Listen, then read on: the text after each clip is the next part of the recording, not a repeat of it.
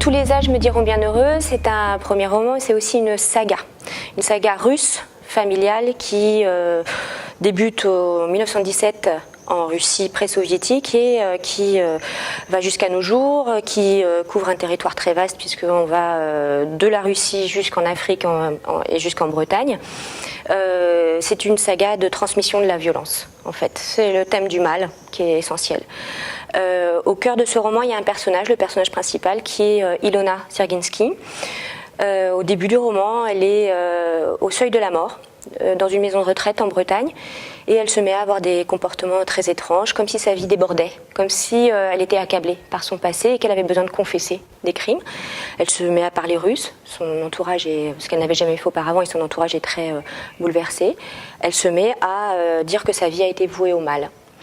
Et donc le roman va revenir sur les étapes de la vie de cette femme, jalonnée de tragédie et d'errance,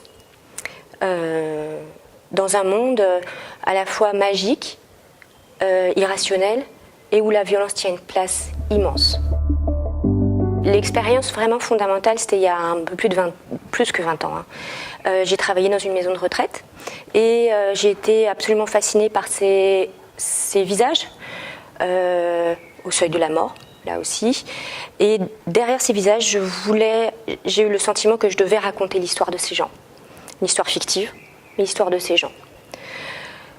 Pour la suite, j'ai eu la chance de voyager en Russie et de me passionner pour cette culture, pour des poètes, pour des écrivains, cette immense culture, et puis pour des paysages aussi, et pour cette force et cette façon d'appréhender le mal.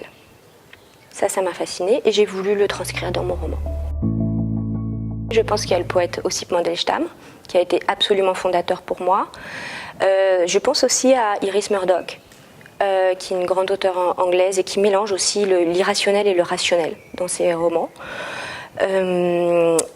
J'aimerais vous dire aussi Pasternak, qui est une grande influence pour moi et que je vénère.